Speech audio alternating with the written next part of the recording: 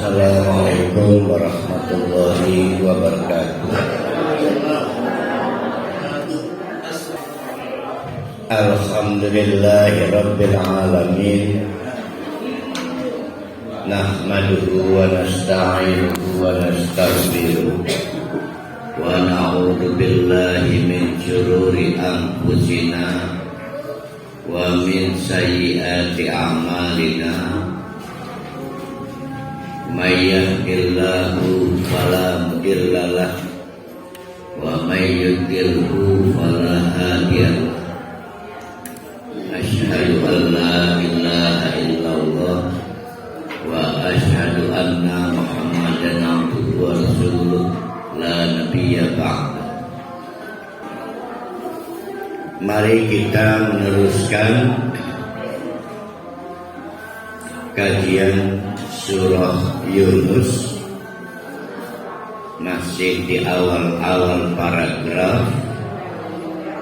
Allah ingin menegaskan bahwa tidak perlu dipersoalkan kenapa Allah memilih Nabi Muhammad itu sebagai Rasul. Jangan dibikin kagum, karena banyak hal yang harus dikagumi oleh kita dibanding soal kenapa yang dipilih sebagai Rasul itu cuma orang bernama Muhammad. Jadi maunya kita itu, maksudnya musyrikin Quraisy, utusan orang itu punya dampak wow. Mungkin itu pula yang menginspirasi orang-orang sekarang supaya bisa disegani, diteladani. Tidak cukup memiliki ilmu tinggi dalam bidang agama, maka dicitrakan dia juga sakti. Iduhe mandi, itu mandi pun apa pun? Itu tapi geni mujarab. Ludahnya mujarab, itu ada marketing. Jadi ada yang tukang omong-omong. Wih, maka orang menjadi tersugesti rebutan bekas minumnya. Pengen ngepung lamun kiai ngomong, endah kecipratan itu, kecipratan ludahnya. Semakin dicitrakan punya aspek wow itu tinggi, maka semakin banyak orang berebut. Tapi lagi-lagi bukan mencari ilmunya, bukan. Mencari aspek wow-nya. Nah, itu cara berpikir kafir Quraisy. Maunya yang disebut dengan utusan Allah itu maunya dia itu punya aspek mukjizat, ya, supaya jadi punya aspek show, tontonan. Nah, Nabi kita ini, Nabi Muhammad, adalah Nabi penutup. Berbeda dengan nabi-nabi sebelumnya yang aspek mukjizatnya berupa show, tontonan. Maka ketika Nabi Musa memperlihatkan dan ditonton ularnya itu mampu mengakhiri ular-ular buatan dukun-dukun di tempat itu, orang semakin kagum dan mulai percaya. Nabi Musa itu siapa?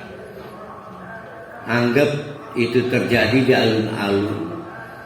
Berarti yang kagum dan semakin percaya yang nonton di alun-alun itu. Yang tidak nonton kan dapat cerita doang. Yang gak ketemu pencerita pertama, cerita turun semakin melemah. Seiring waktu menjadi dongeng. Seiring waktu mukjizatnya hilang. Tapi Nabi Muhammad, mukjizatnya Al-Quran tidak ada hilang karena waktu dan tidak hilang karena berbeda tempat. Karena bukan tontonan. Jadi kalau orang masih berpikir Ustaz kudu teger, ya itu namanya orang kafir Quraisy. Nah, bagi yang tidak punya kesaktian maka gawe lelucon Ustaz, indah teger. Lalu ceramah 10% ilmu, 80% ngelawak, sisanya berapa persen? 10% ngelamun, ya ngamplong. Ya karena pengen menarik perhatian itu. Maka kata Allah, jangan pernah mempersoalkan Nabi Muhammad. Kenapa diutus Allah? Itu tidak sesuai ekspektasi kamu. Maunya kamu kan yang punya aspek politik. Emang kamu kagum tak kenapa Allah mutus dia? Kalau mau kagum, lihatlah banyak hal yang telah Allah bikin. Ada langit, ada bumi. Bahkan kalau mau kita renungkan, kita sampai mana itu? Sekarang keempat apa? Kemarin ketiga kan? Sekarang keempat. Kalau kamu mau renungkan adalah siklus hidup kita. Bahwa orang itu bukan mati berakhir, tapi mati jasadnya berhenti, ruhnya meneruskan perjalanan kembali kepada Allah. Kamu kagum nih? Dipikirnya kalau udah mati berakhir ya? Enggak, kehidupan baru mulai.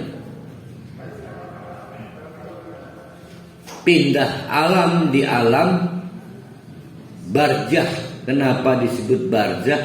Karena nunggu yang lain belum mati, nunggu semua mati. Kalau sudah kiamat belum mati juga, maka dimatiin oleh Allah seketika.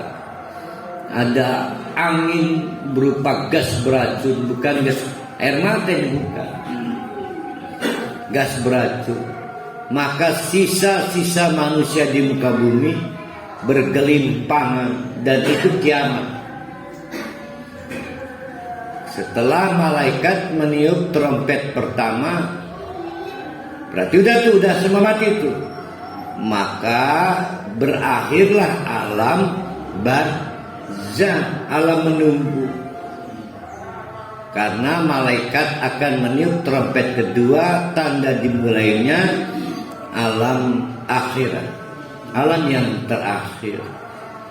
Nah, di alam barzah itu ahli surga sudah mencicipi tegere jadi tinggal di surga.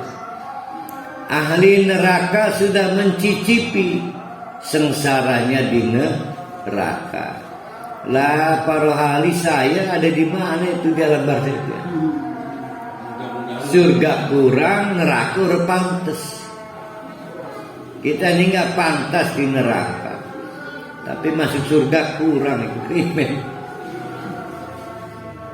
Ini emperan cicipan surga.